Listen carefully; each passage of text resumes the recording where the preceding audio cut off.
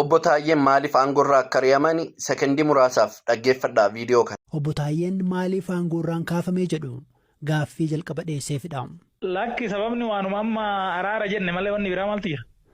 Gaafa waraana deeggarru dinqisiifatamaatuma ture. Uummanni araaramuu wal fidnee jennaanuma dhukkube.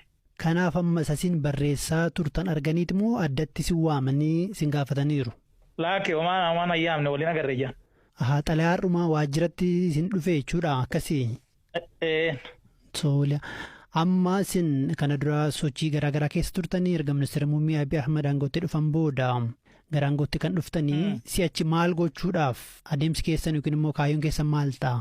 Isa ilaalla kaa bullee ilaalla kun amma jarjaraan waan murruu miti innoo bullee ilaalla waan kaleessa deemaa turres eessatti maaltu tolee maaltu badeen jedhu gamaggamneeti deemna.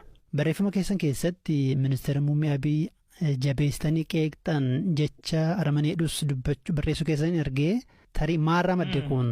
Dhuguma lakki kun naatoo namaaf hin qabani otoo ilmi namaa du'ee bineensi nyaatu waan paarkii haasa'anii otoo namni waan nyaatu hin qabne otoo namni beelaan du'aa jiru birrii amma gahuun masaraa ijaaranii ammoo gaafa waraanni haa geggeeffamu jedhamu omaanuun hin jenne obboleeyyan araaramanii uummanni keenya waliin ajjeesiin jennaani aangorraan kaasanii kun aramanummaa malee waan biraa ta'uu hin danda'u. Tarii amma dubbii keessaniin seeratti gaafatamuu danda'a jettanii yaaddu?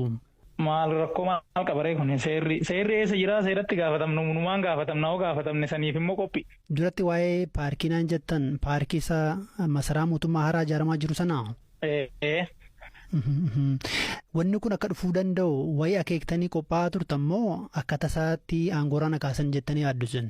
Lakki kanaa olittuu qophii qabna nuyi kanaa qofa miti. Kanaafuu amma aangorraa ka'uun keessan waan eegaa turtanidha malee waan haaraa miti. Raajiin qabu. Erga isin argadhee amma akka nama akkamii yaadatamuudha barbaaddu isin akka nama siyaasaa tokkotti? Rakkoon hin jiru san tolchinee jira.